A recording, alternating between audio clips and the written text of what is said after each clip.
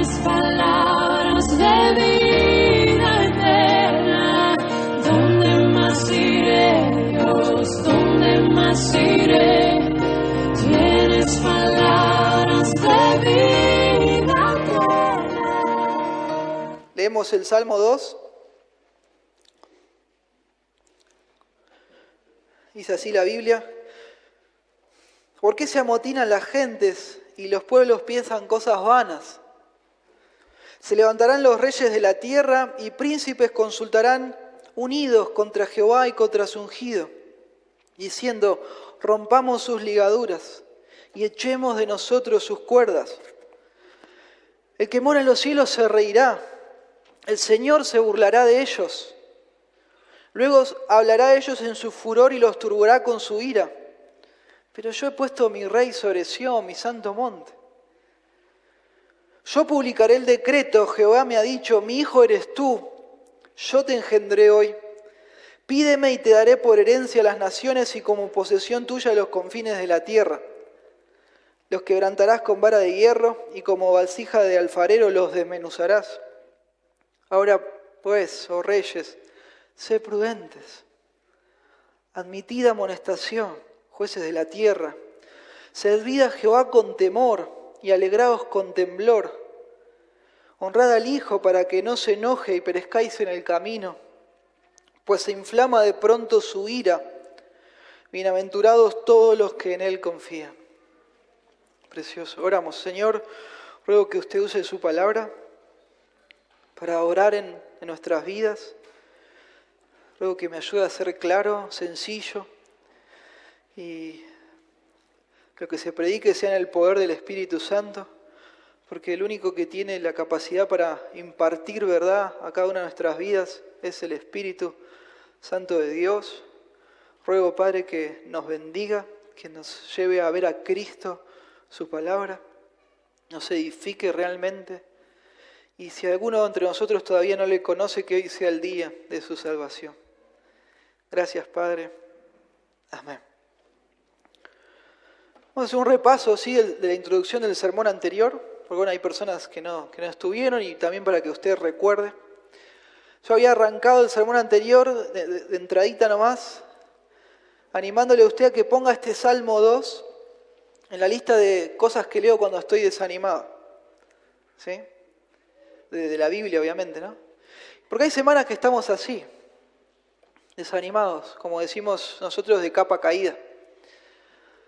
Semanas que pareciera como que nuestra fe va decayendo, se va diluyendo. Bueno, este es un lugar para ir en la palabra, para afianzar, para afirmar nuestro corazón. Y también, ¿no?, obviamente, para animarnos unos a otros con las palabras de Dios, como hermanos. Vamos, sé fiel al Señor, no tires la toalla. Confiemos en el Señor, ya perseveremos, ya viene el Señor a establecer su reino. Y vos y yo somos parte de ese reino, obviamente, si hemos venido a arrepentirnos, si hemos venido a la fe en el Señor Jesucristo. Y vimos que en este salmo hay dos temas claves, fundamentales para poder entenderlo, que nos sirven también para entender otros salmos, pero sobre todo este. Uno de esos temas es el pacto davídico, el pacto que hizo Dios con David. Este es un pacto que Dios hace con David y la descendencia de David. Es un pacto irremovible, ¿sí?, que no puede cambiar, es irrevocable. Dios le promete a David y a su descendencia soberanía sobre las naciones y le declara que Dios sería como un padre para el rey y el rey como un hijo para Dios. Eso usted lo puede ver en 2 Samuel capítulo 7. Obviamente esto se cumple de forma completa, de forma perfecta en Jesucristo. En Jesucristo. El cumplimiento final va a tener lugar en la segunda venida de Cristo, cuando Él establezca su reino. Otro tema fundamental, clave para poder entender bien este salmo es la doctrina de la esperanza mesiánica. Sí, esta es una esperanza cierta, segura, de que en el futuro un rey perfecto, dado por Dios, va a gobernar para siempre. El Salmo 2 habla del ungido, el ungido de Jehová. El rey todos los reyes son ungidos de Jehová, son elegidos. Pero estamos hablando del Mesías, del que va a venir. Es Mesías en hebreo y en griego es Cristo. Así es. Y el Mesías va a restaurar la gloria del pueblo de Dios de forma perfecta y va a traer salvación en todo sentido y va a establecer un reino eterno. Un reino que va a durar para siempre. Obviamente, esto también se cumple en Jesucristo, sin dudas. El mejor rey humano de la historia fue el rey David. Si usted lee su Biblia, va a ver que a todos se lo compara con él. Y este fue bueno como David, este no fue bueno como David, etc. Pero así todo, aun siendo el mejor, él era un pecador. Y falló. Falló miserablemente. No solamente en el pecado de Betsabé y Urías, sino sobre todo en el contexto del pecado que él tuvo al hacer el censo. Él falló para con el pueblo de Dios porque él se priorizó a sí mismo antes que al pueblo. Dios le dio a elegir una serie de castigos y él eligió uno donde zafaba a él y caía todo sobre el pueblo. Después él se da cuenta y dice, no, Dios, ¿por qué? Yo merezco que me castigues, no el pueblo. Pero bueno, ya era tarde, ¿no? Ya era tarde. Él se priorizó. Justamente el Mesías de Dios, el rey ungido, el futuro jamás haría algo como eso. Usted sabe, ¿no? Él da su vida por su pueblo. Ese es el Señor Jesucristo, el rey prometido, ¿no? Por eso la expectativa de este rey que iba a venir, como mirando hacia el futuro. En cualquier momento viene. Y vimos el sermón anterior que hay salmos que son salmos reales, que hablan del rey de Israel, del gobernante de Israel. Bueno, este es uno, claramente. Y por la doctrina de la esperanza mesiánica, a veces usted va a ver que estos salmos que hablan del rey lo mencionan al gobernante de Israel con ciertos atributos, ciertas virtudes que uno sospecha que trascienden a cualquier persona humana y nos hacen pensar y mirar al Mesías con mayúscula, ¿no? Al Señor Jesucristo. Apuntan de alguna forma al reinado perfecto de Jesucristo. Vimos también la semana pasada que este Salmo 2 está puesto de forma estratégica al comienzo del libro de los Salmos. No es que está ahí porque cayó, sino que fue compilado a propósito de esta forma, para que junto con el Salmo 1 y el Salmo 2, los dos formen la introducción a todo el libro de los Salmos. Está puesto de tal forma de que si usted lo lee, le salte a la vista que ambos salmos introducen a todo el libro. Usted note que es un libro de oraciones, el libro de los Salmos, ¿no? Pero el 1 y el 2 no son oraciones a Dios, sino son otra cosa. También de forma notable, de forma muy interesante, el Salmo 2 termina diciendo que es bienaventurado el que confía en el Señor, el que se refugia en Dios. Y digo que es notable porque así arranca el Salmo 1. Fíjese ahí en su Biblia, el Salmo 1 arranca no como bienaventurado. Bienaventurado. Esto es a propósito, justamente es un recurso literario que está hecho no para mostrar que el Salmo 1 y Salmo 2 son una introducción a todo el libro. El tema central que va atravesando todo el libro de los Salmos es el gobierno de Dios sobre la humanidad. Usted cuando lea el libro completo va a llevarse su tiempo, pero es precioso. Va a ver que adentro hay 5 libros. 5 libros. Y cada uno de estos libros muestra algún aspecto del reinado de Dios. Sobre todo lo que se enfatiza es cómo el reinado de Dios a través de la dinastía de David fracasó. Fracasó. Generó mucha expectativa, generó mucha esperanza, pero fracasó el reinado de la dinastía de David. Y por eso, con mucha más fuerza, a partir del Salmo 90, el libro empieza a poner su vista en este rey futuro, en el Mesías prometido de Dios, en la esperanza mesiánica, ¿no? Donde ya este reino futuro no va a fracasar, ya no más, nunca más. Y así justamente el Salmo 145 termina hablando de este reinado precioso. Y habla, ¿no? Te exaltaré, mi Dios, mi Rey. Precioso. Precioso incluso para cantarlo.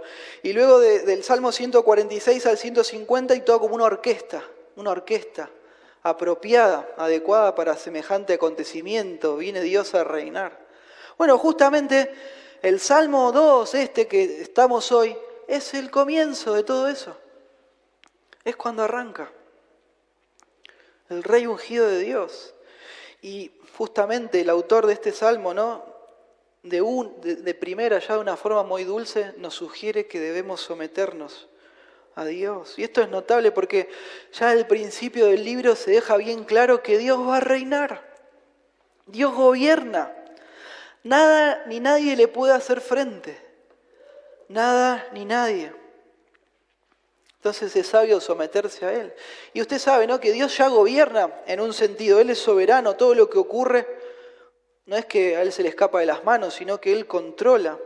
Pero un día en el futuro Él va a gobernar, donde ya el pecado, la maldad, la rebelión, ya no va a existir más. Entonces las personas, lo más sabio que podemos hacer es someternos a Dios. Sométase a Dios. Si todavía no lo ha hecho, sométase a Él. Antes, ¿no? Antes que sea demasiado tarde. Esta es la idea. El Salmo vimos que se enfoca en la coronación de cada rey bajo el pacto davídico. En la ciudad santa, en el monte de Sión, se escribió para ser cantado o recitado en el momento adecuado. Este momento adecuado era justamente las coronaciones de los reyes, o también cuando estaban en crisis nacionales, para recordarles quién estaba al control de todo, que era Dios, y que las conspiraciones contra Dios van a fracasar. Como dije, se aplica a cada rey davídico y obviamente en última instancia se aplica al hijo más grande de David, al Mesías, a nuestro Señor Jesucristo. Los apóstoles vieron que esto se cumplió en la coronación del Señor, allí en Hechos 4:25 y Hebreos 1:5. Y luego en el establecimiento del reino del Señor en su segunda venida, Apocalipsis 12:5.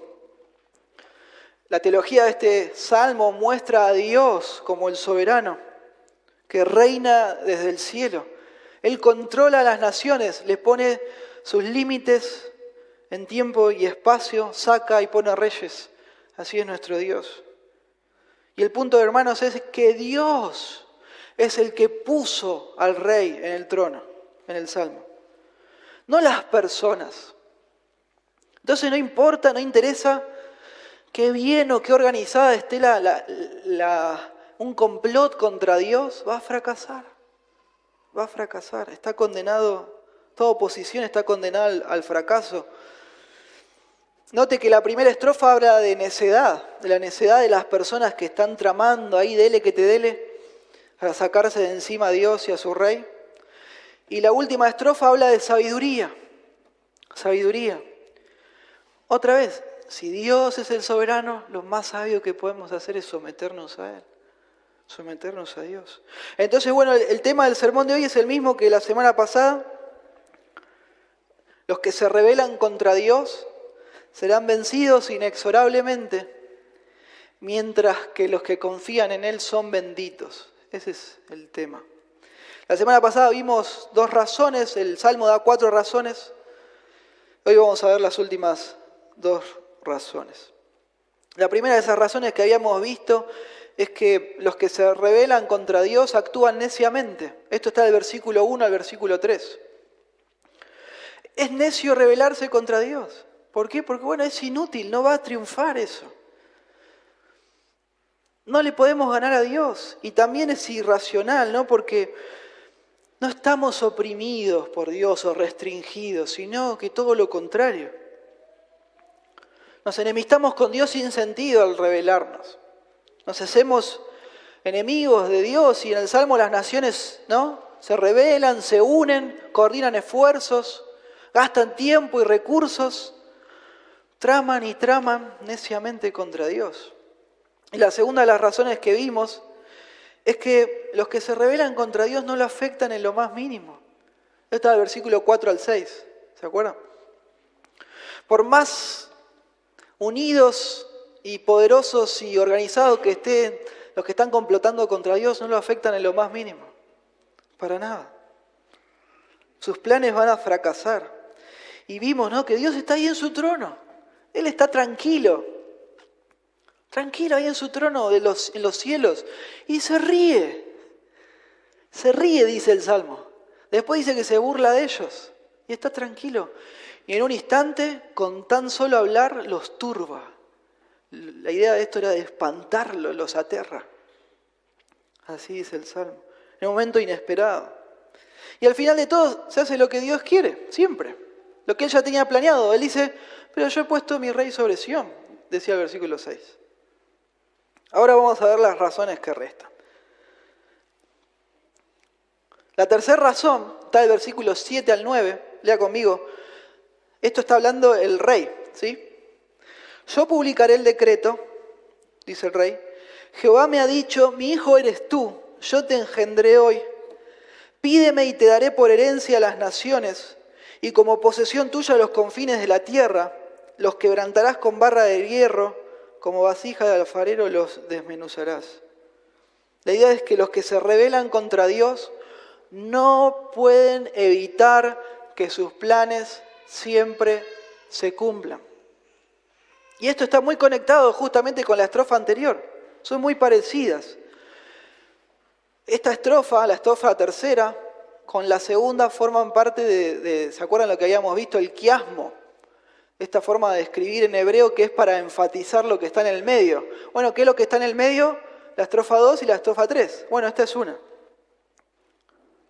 Está en el centro del Salmo. El Salmo sigue enfatizando que Dios gobierna y va a gobernar sin problemas. No lo afectan en lo más mínimo. El rey gobierna bajo el decreto de Dios. Impresionante. Y así comienza, ¿no? Versículo 7, yo publicaré el decreto. El rey dice que gobierna bajo el derecho que Dios le dio. El decreto del Señor. Esto está basado en el pacto davídico, 2 Samuel 7:14. Luego dice, ¿no? Jehová me ha dicho, mi hijo eres tú, yo te engendré hoy, dice. La palabra aquí para hijo es la palabra hebrea ben, con B larga así, descendiente. Y el punto es que, aunque el rey era joven, probablemente era joven, ya era un adulto. Adulto, ¿no? Pero acá dice el Salmo que el día de su coronación está siendo engendrada. Es notable. Particularmente yo creo que este es un lenguaje, es una forma de expresarse esta, ¿no? De padre e hijo, figurativa, puramente figurativa. Ningún rey humano fue hijo literal de Dios, jamás. Una cosa así implicaría procreación de parte de Dios. Y esto quizás era probablemente aceptado por las naciones vecinas que eran paganas, pero bajo ningún concepto era aceptable para los hebreos, bajo ningún concepto. Entonces, bueno, ¿qué significa, no? El punto es que a partir del día de la coronación comienza una relación única y especial entre Dios y el rey. Esta es la idea. Tan especial es esta relación que empieza ese día entre Dios y el rey, que a Dios se le compara como un padre para el rey y el rey un hijo para con Dios. Es muy fuerte la comparación y es para enfatizar esto justamente. La relación especial que hay entre Dios y el rey a partir de ese día. Este salmo se cita en el Nuevo Testamento en referencia a Jesús, el Mesías, el Cristo. En Hebreos 1, justamente. Y yo creo que es con el mismo sentido, que es para hablar acerca de la coronación de Cristo como rey. El autor de Hebreos nos cuenta, ¿no?, cómo el Hijo de Dios, ahora sí con mayúscula, ascendió a la diestra de la majestad de las alturas y cita este salmo. Mi hijo eres tú, yo te engendré hoy. Bien alineado con el pacto davídico. Y yo creo que aquí el autor de Hebreos usa de forma correcta el Salmo, ¿no? En el contexto del decreto de coronación para la exaltación de Cristo. ¿Sí? Usa una partecita del Salmo y la otra, ahí lo puso Alexia, la otra parte es del pacto davídico, 2 Samuel 7, así que ustedes pueden buscarlo luego. ¿No? Cristo es el Rey, dice el autor de Hebreos. Él es el Mesías, el mismo que ustedes judíos y los judíos están rechazando. Él es el Rey escogido por Dios, por más que ustedes tramen y tramen, es Él, el mismo que ustedes están rechazando. Las palabras del decreto continúan, ¿no? Y se da más detalles acerca de esta herencia, de esta filiación especial que existe entre Dios y el Rey. El Rey ahora es hijo de Dios y hereda el reino. Hereda el reino justamente. Y de forma notable, hermanos, esta herencia incluye soberanía sobre las mismas naciones que están intentando derrocarlo. Sobre las mismas naciones que están complotando contra él. Fíjese usted, versículo 8. Pídeme y te daré por herencia las naciones, y como posesión tuya los confines de la tierra. Los quebrantarás con barra de hierro, como vasija de alfarero los desmenuzarás. Esto está en un modo que se llama cortativo, en español no existe, que se usa para explicar, ¿no? Para expresar una súplica, una insistencia, un deseo, una intención, orden, propósito y consecuencia. Es una forma de escribir que se usa para decir que, bueno, en el medio hay un proceso, pero así todo se va a cumplir. No está puesto en duda. Por más que haya un proceso en el medio, se va a cumplir de forma segura, segurísima. Fíjese usted, no, pídeme y te daré, etcétera, etcétera, etcétera. Ya está, es la decisión de Dios, de darle el dominio, de darle el reino, y por más que las personas se estén tramando, como vimos en la estrofa número 1, nada de eso va a cambiar. No importa lo que las personas estén haciendo. Los planes de Dios siempre se cumplen. Siempre se cumplen. Nada puede evitar que sus planes se cumplan. Al rey se les da a las naciones, los confines de las tierras. Dice que este dominio se va a extender hasta las regiones más remotas. Y esto es muy interesante. No es que, bueno, Dios, ya, allá en el cielo, ¿no? Nosotros acá en la tierra hacemos la nuestra, ¿no? Como que no tiene nada que ver Dios acá o nada que hacer. Nada que ver. No. Dios desde los cielos tiene dominio al detalle, al extremo de lo que pasa en la tierra. Y esto es muy lindo, muy profundo, si estamos en Cristo, ¿no? Y el Salmo dice que cuando el rey reciba este dominio, va a terminar ya con toda rebelión. Impresionante. Los va a quebrantar con vara de hierro, los va a desmenuzar como vasija de alfarero. Esto de desmenuzar como vasija de alfarero probablemente hacía referencia a una costumbre que tenía Egipto, ¿sí? Que tenía un ejército impresionante y todos les tenían miedo. Lo que hacían ellos es cuando conquistaban una ciudad, agarraban una vasija de alfarero, le escribían el nombre de la ciudad y lo ponían en un templo de un dios que ellos tenían. Entonces, si una ciudad se rebelaba, agarraban la vasija y la rompían en el templo de su Dios. Y esto era una figura que aterraba a las naciones porque nadie se le animaba a Egipto. Esta es la idea, ¿no? Era una cuestión simbólica que hacía que las personas lo pensaran muy bien antes de rebelarse. Esta imagen usa el salmista para dar a entender de que el rey, en los planes de Dios, va a destruir toda rebelión con facilidad. No le va a costar. No le va a costar. Esta vara, ¿no? que leímos, este es el cetro del rey que representa autoridad. El rey va a reinar con autoridad soberana delegada por Dios. Y el hecho de que sea de hierro habla del dominio, de la fuerza de este dominio. de la potencia, de que no va a ser algo así medio débil, sino con fuerza, con seguridad. No se le puede hacer frente, es la idea. No se le puede hacer frente. Otra vez, las personas que se rebelan contra Dios no pueden evitar que Él gobierne sin problemas. No se le puede hacer frente. Sus planes siempre se cumplen.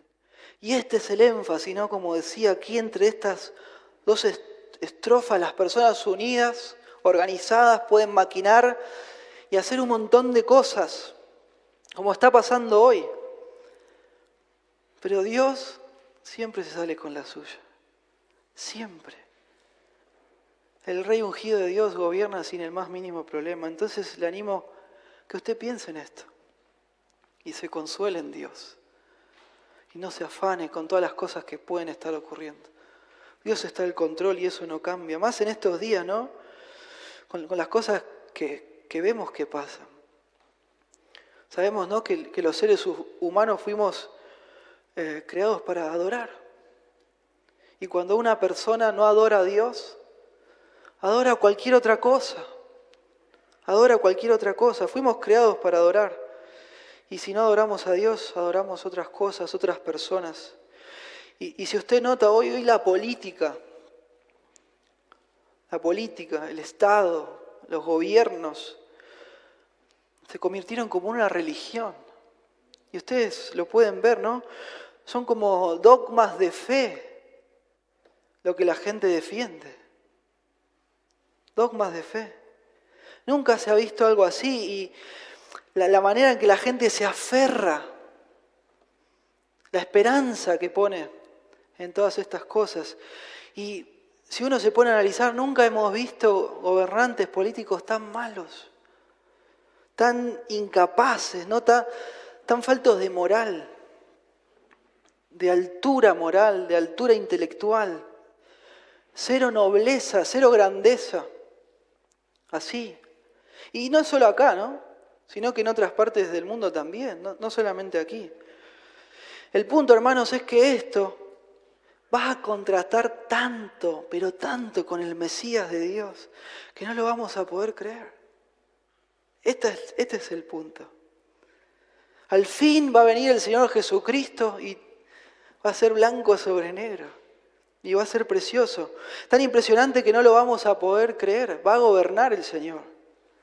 Pero va a gobernar como se debe gobernar. Y va a ser algo tan dulce, tan increíble. Entonces, con todo esto que nos rodea hoy, tiene que hacernos pensar de una forma sabia, de una forma bíblica, cristiana, ¿no? Deseando más que nunca el gobierno de nuestro Señor. Así es como debe ser. No dejándonos llevar por las vanidades que nos presentan, ¿sí? La angustia tampoco, la desesperación no. Las personas que se rebelan contra Dios no pueden hacer que sus planes se dejen de cumplir, siempre se cumplen. Y justamente, hermanos, los partidos políticos en el sentido más importante, lo que más importa son todo lo mismo. Son todo lo mismo, son hombres queriendo encontrar soluciones humanas a problemas que no son externos al corazón del hombre. No son externos. Ningún político jamás lo va a hacer porque ellos atienden otras cosas, va a entender o va a diagnosticar que nuestro problema está en el corazón. Ninguno lo va a hacer. Y si lo llegan a hacer tampoco lo pueden arreglar, porque, bueno, en primer lugar ellos no han diagnosticado que hay un problema, ¿no?, en su propio corazón.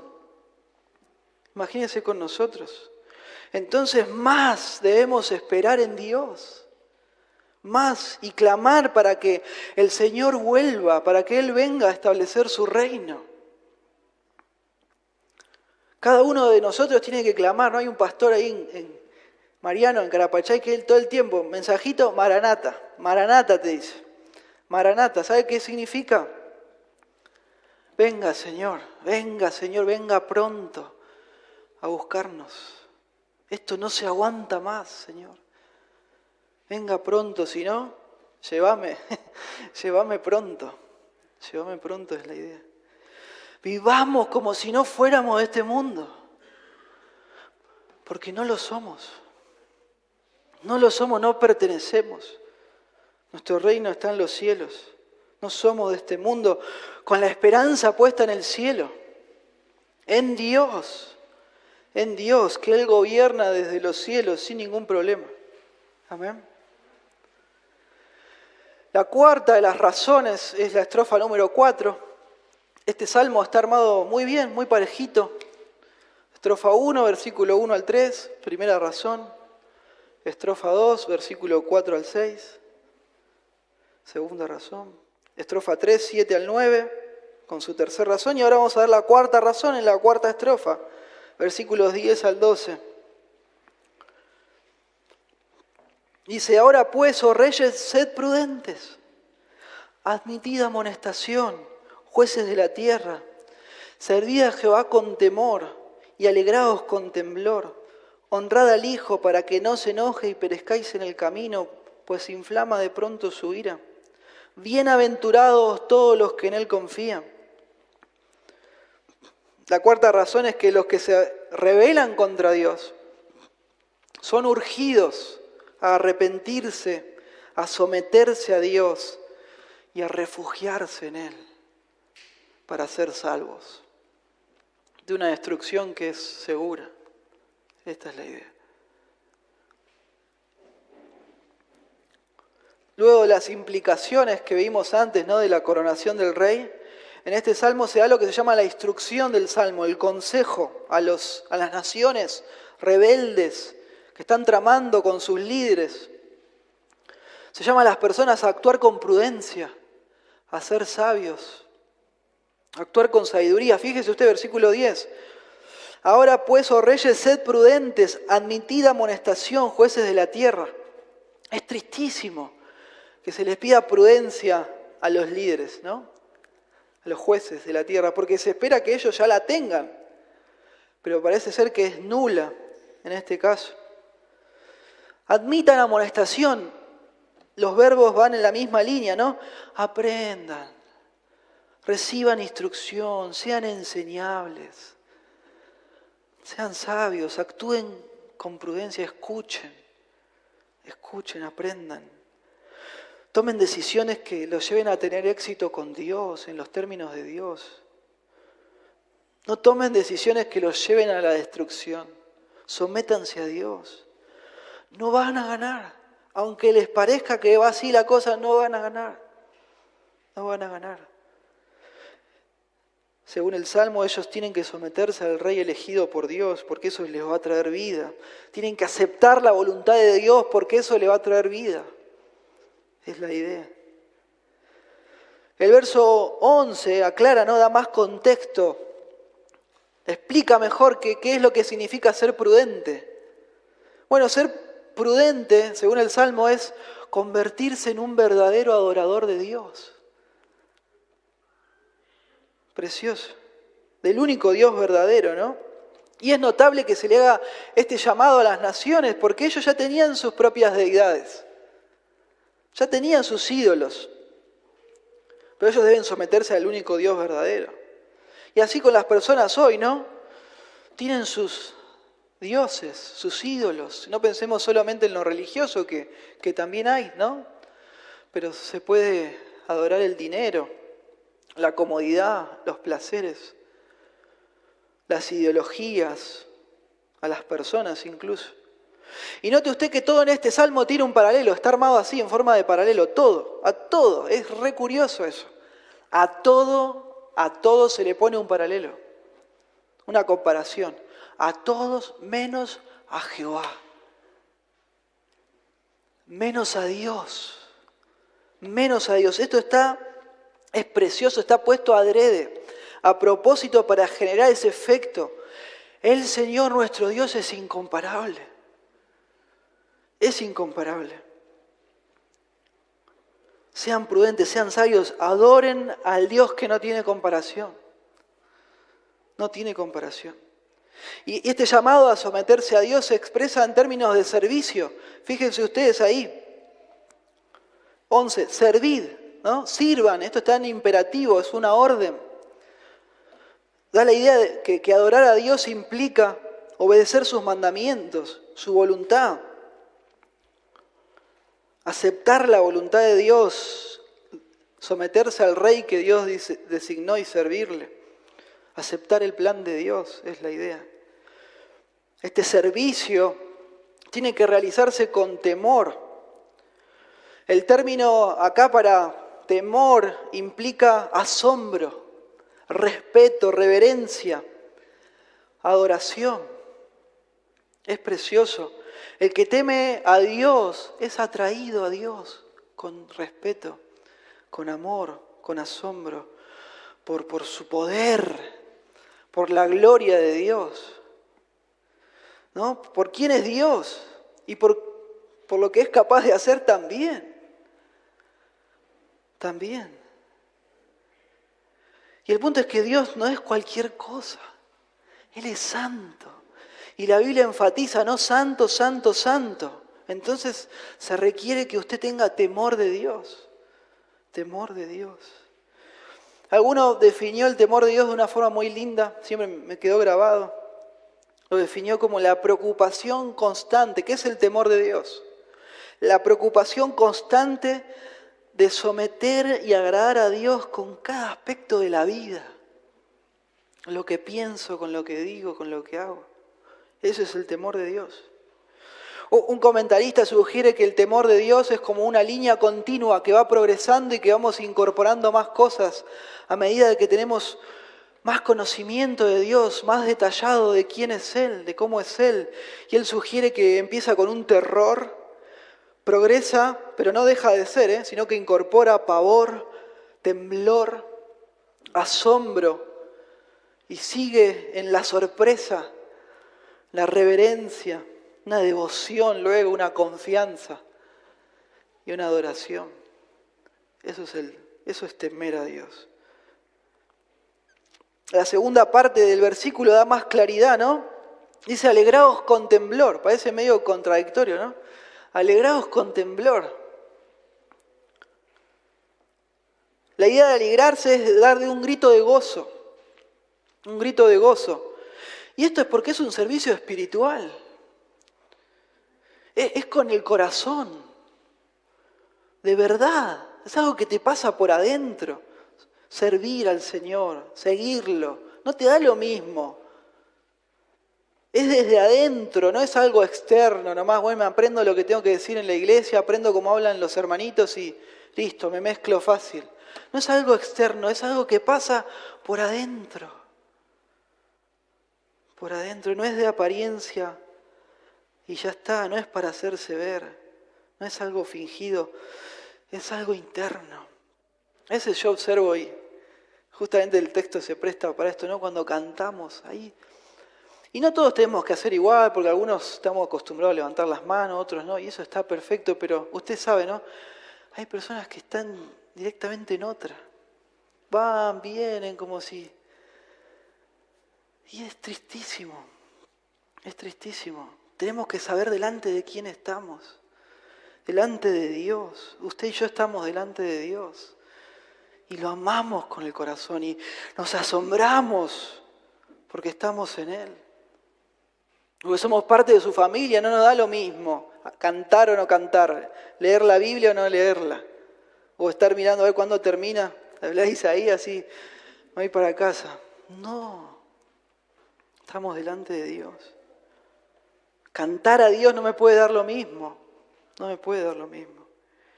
Y el hecho de que esto sea ese grito de gozo, el alegrarse, sea con temblor, indica que tiene que ser un servicio adecuado a Dios. No es así nomás, no da lo mismo, porque es algo especial, es algo santo, es para el Señor, que es santo. Dios es especial, no es cualquier cosa, no es cualquier persona, es santo.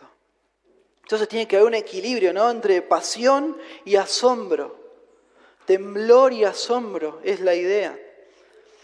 Hay personas que sirven a Dios, pero ellos lo hacen a su manera. A su manera. Y nada que ver. Dios ya dijo en su libro cómo tiene que ser. No es como se me ocurre a mí o como se le ocurre a usted. Es como Él ya dijo que tiene que ser. Una vez pasé por la puerta de una iglesia, de un lugar, y pasé por ahí y era un boliche. Y me dio seguramente a usted le pasaría lo mismo, una angustia terrible. Una angustia terrible, ¿no? Estaban ahí saltando, haciendo como un pogo, como hacen en los conciertos o en los boliches, ¿no? Había humo, recuerdo, luces de colores, todas las luces apagadas. ¿Cómo leen la Biblia? ¿No? Me pregunto, con la luz apagada. No la leen. Porque si leyeran sabrían del temor de Dios, del temor del Señor. Es con el corazón, amén. Es con los sentimientos, amén, porque donde los sentimientos no están, donde los sentimientos están muertos, la adoración por Dios también está muerta. Eso es cierto. Pero Dios no es como nosotros. No es como nosotros. Él es santo, Él es otro. Alegraos con temblor, ¿no? Un balance, equilibrio adecuado, apropiado para Dios. Y el versículo 12, ¿no? Termina diciendo que este servicio, esta sumisión a Dios y al Rey, al plan de Dios, tiene que ser urgente. Urgente, no puedo dejar para mañana, no, después veo, no. Urgente, dice el Salmo. Para ayer, ¿no? Como decimos nosotros. Esto es para ayer. El salmista dice que la señal externa de que la gente está prestando atención y está obedeciendo a Dios es someterse al Rey que Él designó, al Rey ungido por Dios. El llamado a someterse al Rey en realidad es un llamado a someterse a Dios, a lo que Él, a su voluntad, a su plan. El versículo 12 dice esto de honrad al Hijo. Y acá hay una cuestión para que usted considere, creo un poco tanto complicada. Sí, le quería pedir que me preste atención. Aquí en Reina Valera, el versículo 12, tenemos hijo con mayúscula, ¿no? Usted vea su Biblia ahí. Humildemente, con todo el respeto que los traductores se merecen, ¿no? Yo creo que acá no solo se limitaron a traducir, sino que interpretaron. Tristemente. Y eso no se hace, está mal. El argumento más claro, más sólido en contra de esto es que en el idioma hebreo no existen las mayúsculas y las minúsculas. No existen. No hay esa distinción. Y tiene otro condimento que es notable, ¿sí? Que aquí la palabra para hijo no es la misma que en el versículo 7, sino que es otra. Y es la palabra bar. Bar.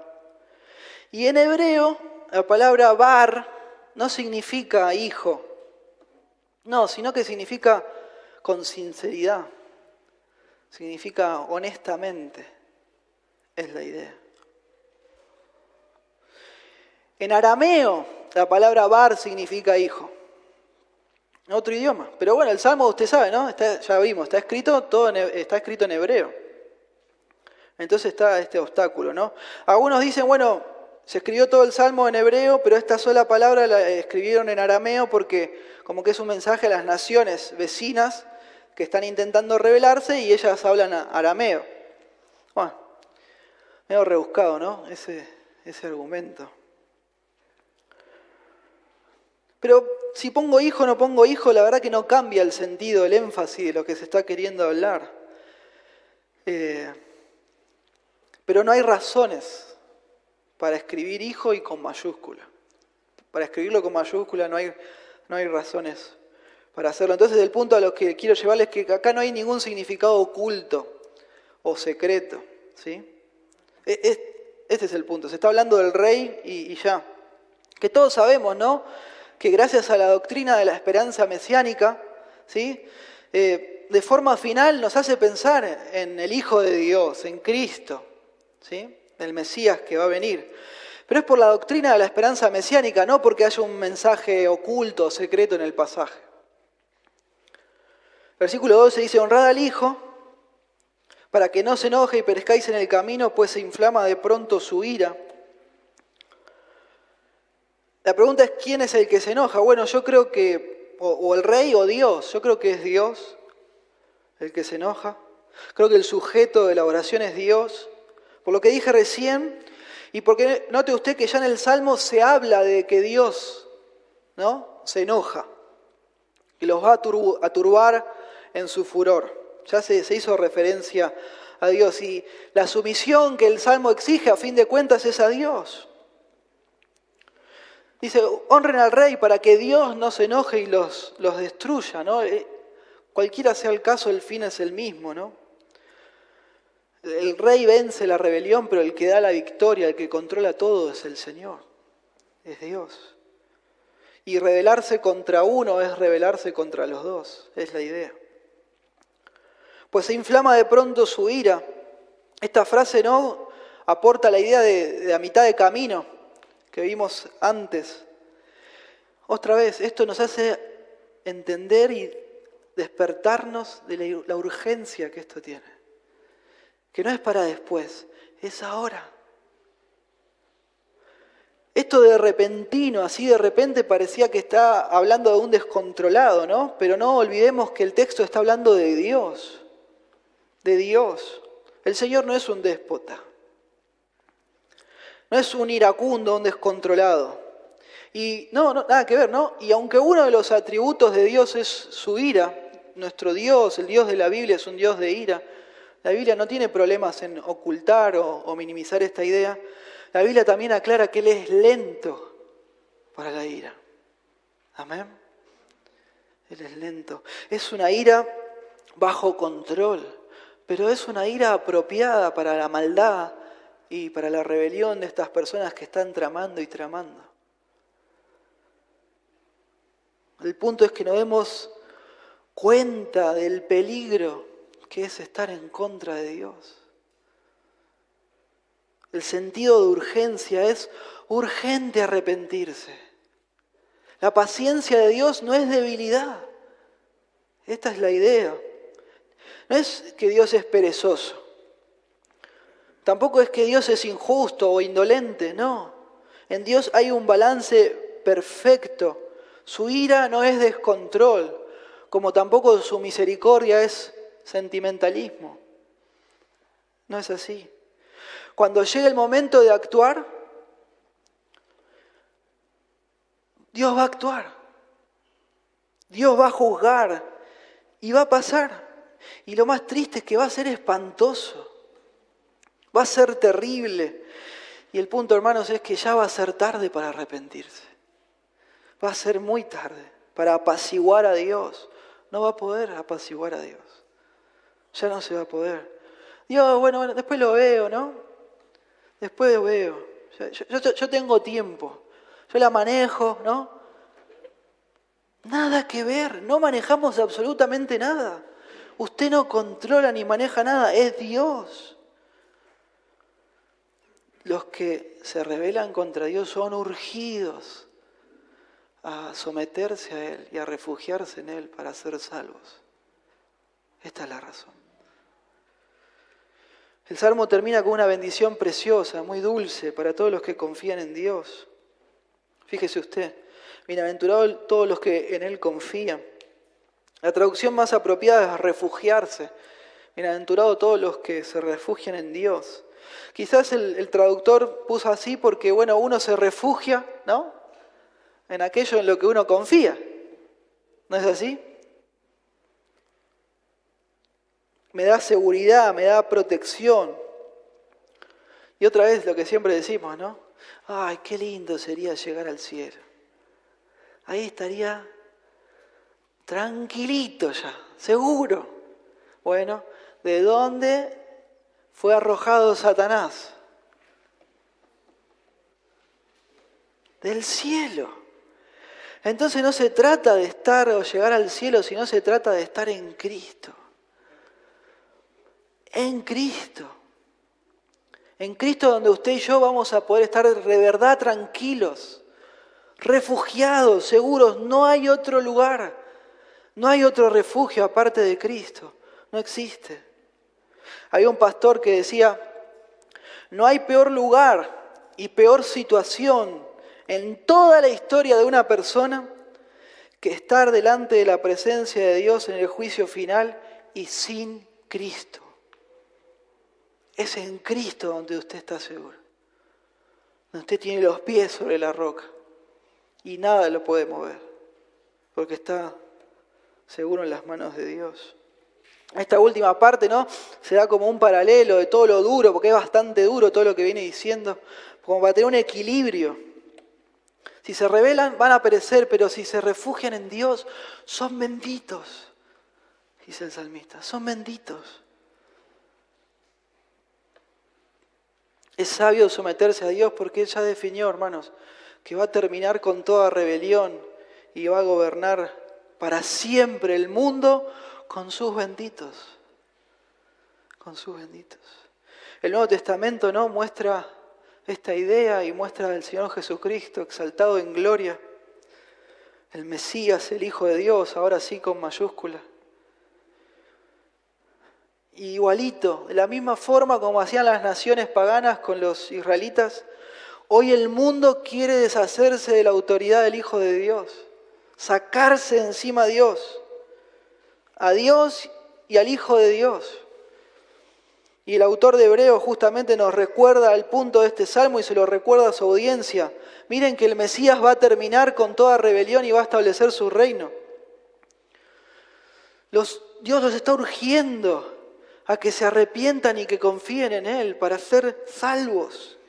Y así nos dice el Señor hoy también a nosotros, para ser salvos, refugiarnos en Dios. El Salmo termina de esta forma tan dulce, ¿no?, aconsejando, sugiriendo a esos rebeldes, a esos líderes, como también hoy aconseja a las personas y a los que gobiernan, humíllense, vengan a Dios, refúgiense en Él. No sean tontos, no pierdan sus tiempos, sus vidas, gastando en lo que no sirve. Dios va a ganar y si ustedes no se arrepienten van a ser todos derrotados. Arrepiéntanse, vengan al Señor, porque los que vienen son benditos.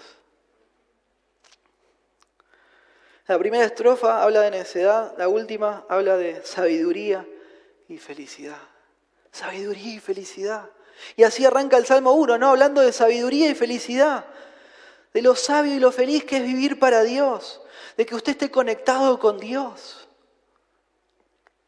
No hay nada más pleno, más feliz, más lleno de vida para usted, chicos, para ustedes, que conectarse con el Señor, con Dios. Someterse a Dios. Y el Salmo 2 termina de la misma forma. No hay nada más pleno, sabio y feliz que someterse a Dios. Vivir por Él, para Él, conectado con Él. Él va a ganar sí o sí. Sí o sí. Sométase a Dios. Los que se rebelan contra Dios serán vencidos inexorablemente. Así es el tema del Salmo. Mientras que los que se refugian en Él son benditos. Y vamos a las aplicaciones finales.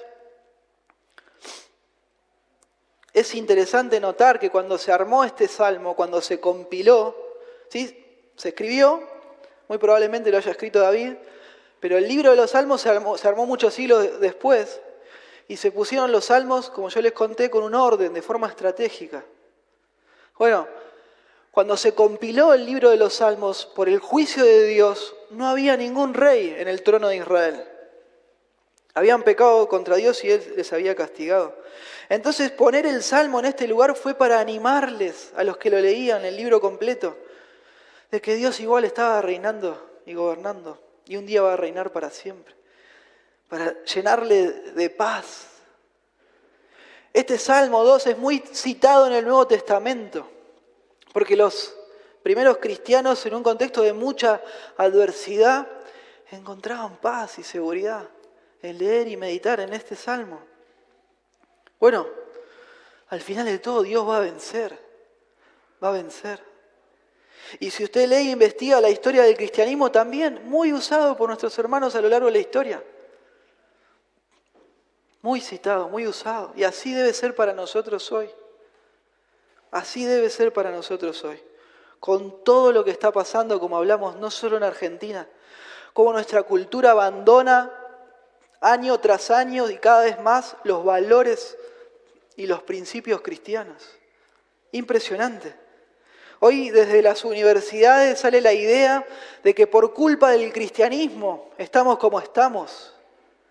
Por culpa de todos esos conceptos, ¿no?, retrógrados. Y hay que sacarse eso de encima, liberarse, ¿no? Bueno, rompamos las ligaduras. Y la humanidad está tratando de hacerlo, también de manera unida, sincronizada. Pasa acá, pasa a países vecinos, pasa en otros continentes. Incluso en lugares donde uno hubiera dicho imposible que estas ideas prendan, ¿no?, en aquellos lugares, en aquellas latitudes. Ideas anti-Dios, antibíblicas, ideas que surgen de un odio hacia las cosas del Señor. Es imposible que estas ideas se impongan en aquellos lugares, se están imponiendo delante de nuestros ojos de manera increíble. Hoy es un héroe cualquier persona que dice abiertamente que decidió vivir dándole la contra a Dios,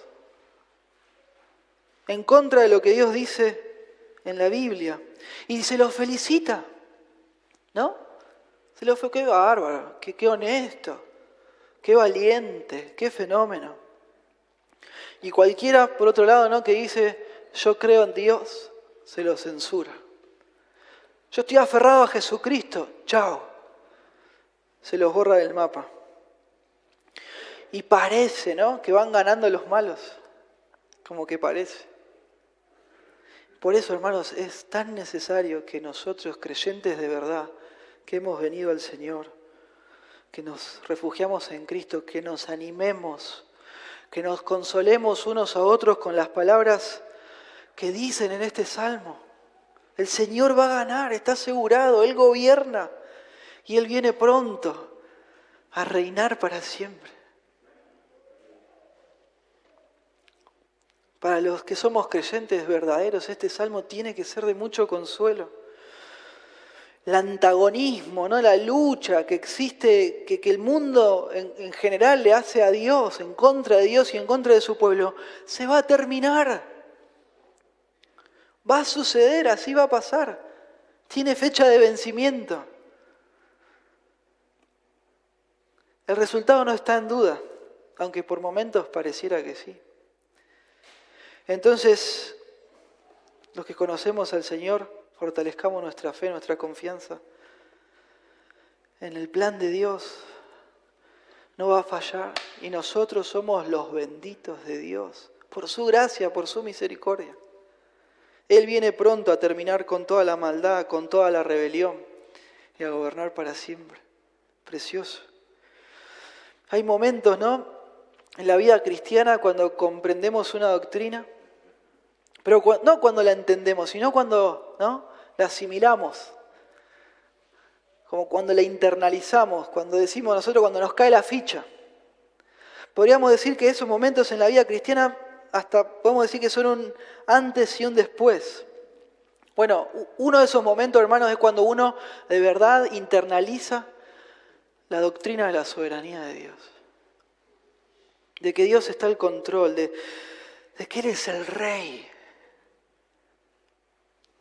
Qué paz tan profunda, ¿no? Cuando uno lo internalizó de verdad, ¿no?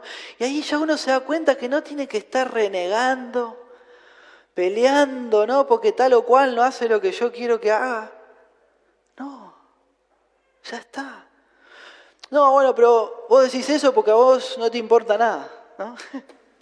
Lo que pasa es que vos no ves lo que yo estoy viendo, entonces por eso vos estás tranquilo. No, no es así. No es así. Obviamente que a uno le importa, ¿no? Uno también tiene opinión, también se indigna y también uno muchas veces teme. Pero yo confío en Dios. Confío que Él tiene el control de todo. Y si Dios permite que me maten, que me maten. Dios va a ganar y yo gano con Él. Y ya está. Y ya está. Estamos del lado de los ganadores. aunque parece que fuera todo en contra. Dios gana y ganamos con Él. Y si nos persigan, que nos persigan. Nos aferramos a lo que estamos aprendiendo hoy. El Señor va a ganar. Quizás nos maten, puede ser. Quizás nos saquen, nos quiten las posesiones, puede ser. Pero nada ni nadie nos puede sacar esta relación eterna que tenemos con Dios, que es por gracia. Este reino inconmovible, nada ni nadie nos puede sacar. Humíllese ante Dios, sea sabio. Asegúrese hoy de que Él es su Salvador. Asegúrese de tener el perdón de Dios. El perdón de Dios. Si usted todavía no tiene el perdón de Dios, no debería estar buscando otra cosa. Muchos en el día final, ¿sí?, vamos a estar arrodillados delante del Señor, llorando de emoción, de alegría, de felicidad, de no poder creer que estamos ahí. Pero otros van a estar arrodillados, llorando de terror, de pavor, porque ya no van a tener otra oportunidad. Ya no más, ya no más. También tenemos otra aplicación para los creyentes, hermanos, el evangelismo. El evangelismo, así como el que escribió el Salmo exhortó a las personas a que se sometan a Dios, así nosotros tenemos que hacer hoy con todos los que nos rodean. Compañeros de trabajo, de facultad, vecinos, conocidos, familiares. Todo el tiempo lo tenemos que hacer. Sométanse al Señor, vuélvanse a Él, refúgiense en Él para ser salvos, a que no sean necios, a que se sometan a Dios y escapen, ¿no?, de la ira que está por venir. Evangelistas, todos y cada uno. Tenemos que evangelizar con un sentido de urgencia. De urgencia. Hermano, considere esto. Si usted piensa que usted es un creyente de verdad, pero no invierte tiempo en llevar a otros a los pies del Señor, debería pensar de verdad si usted es un hermano, un creyente. Si usted de verdad ya se ha refugiado en Dios. Alguien que de verdad nació de nuevo. Hay decenas de recursos y de ocasiones para que usted lo pueda hacer, pero ¿no? El tema son las ganas. Y si usted no tiene ganas, ¿será que nació de nuevo? Piénselo. Y bueno, otra implicación clara de este salmo es para los no creyentes, para los que todavía no conocen al Señor. Si usted todavía no rindió su vida a Cristo, usted debe confiar en la palabra de Dios y someterse a Dios, a la autoridad del Hijo de Dios. Y eso tiene que hacerlo antes de que Dios juzgue al mundo y establezca su reino. Las personas sin Cristo, a veces sin darse cuenta, tontamente tratan de deshacerse de la voluntad de Dios. No se someten a la voluntad de Dios y no se dan cuenta que están en rebelión con Dios mismo. Con Dios mismo. Esto es terrible. Otros dicen hasta adorar a Dios, pero no lo hacen porque con sus acciones rechazan a Dios y al señorío de Cristo. ¿Es Cristo el Señor de su vida? ¿Es el Señor suyo? ¿Él es el que dice lo que hay que hacer para usted? Si todavía Cristo no es su Señor, la Biblia enseña que tampoco es su Salvador. Tampoco. Usted está todavía perdido, pero no tiene que ser así. No tiene que ser así. Definitivo. Hoy usted puede someterse a Dios a través del Evangelio de su Hijo. Conectarse con Dios. Convertirse en un hijo de Dios. Y esto es lo que enseñaba Cristian al comienzo de la reunión, ¿no? El Evangelio, Cristo Dios. el Mesías prometido, murió en la cruz. Recibió toda la ira que nuestro pecado merecía. Murió como nuestro sustituto. Fue sepultado y al tercer día resucitó con poder, con gloria. La muerte no lo pudo retener. Resucitó confirmando que Él era quien decía ser. Dios hecho carne. Dios con nosotros y también el Cordero de Dios que quita el pecado del mundo. Ese es nuestro Señor. Y ahora le ofrece perdón y vida eterna a usted solamente a través de su sacrificio en la cruz. La culpa de nuestro pecado es cubierta por la vida y la obra de Cristo. Precioso. Él le llama a usted a que renuncie a su vida, a que se arrepienta de su pecado, a que confíe en Él y solamente en Él, a que usted se someta a Él, a que sea su esclavo y Él el Señor, a que le siga para siempre, con lealtad suprema, con amor supremo, sin importar el costo, sin importar las consecuencias. Dios les llama a que se someta a Él, a que se refugie en Él por medio del Evangelio de su Hijo. Me gusta mucho el libro El progreso del peregrino. Y él habla, ¿no?, de huir de la ira de Dios. Y así dice, ¿no? Se huye de la ira de Dios, pero hacia Dios mismo. Parece hasta contradictorio, pero se huye de la ira de Dios hacia Dios mismo, en esa dirección. Y él dice en el libro, huye de la ira venidera. Huye de la ira que está por venir. A los brazos de Cristo el Salvador. Amén. Oramos. Señor, ruego que usted use su palabra para salvar a los que aún no le conocen y para infundir un profundo consuelo y aliento en sus hijos, que podamos aferrarnos a las palabras de este salmo, de que